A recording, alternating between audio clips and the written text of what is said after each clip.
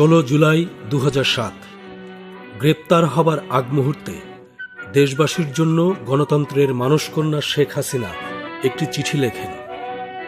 বঙ্গবন্ধু কন্যার লেখা এই একটি চিঠিই ছিল গণতন্ত্র পুনরুদ্ধার ও অবরুদ্ধ বাংলাদেশকে মুক্ত করবার প্রেরণা। কি ছিল সেই চিঠিতে? পথে এবার নামো সাথী, পথেই হবে পথ চেনা।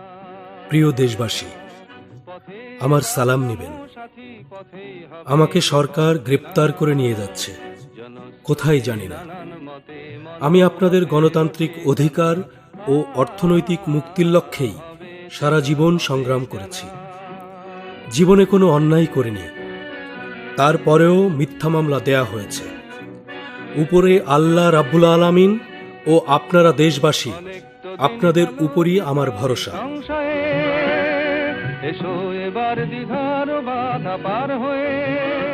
আমার প্রিয় দেশবাসী, বাংলাদেশ আওয়ামী লীগ ও সহযোগী সংগঠনের নেতাকর্মীদের কাছে আবেদন, কখনো মনোবল হারাবেন না।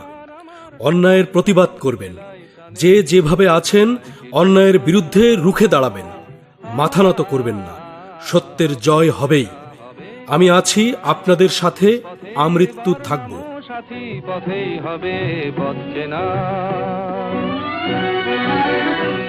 আমার ভাগ্যে যাহাই থাকুক না কেন, আপনারা বাংলার জনগণের অধিকার আদায়ের জন্য সংগ্রাম চালিয়ে যান। জয় জনগণের হবেই। জাতির জনক বঙ্গবন্ধু শেখ মুজিবুর রহমানের স্বপ্নের সোনার বাংলা গড়বই। দুঃখী মানুষের মুখে হাসি ফুটাবই। জয় বাংলা, জয় বঙ্গবন্ধু। নামো সাথী নামো।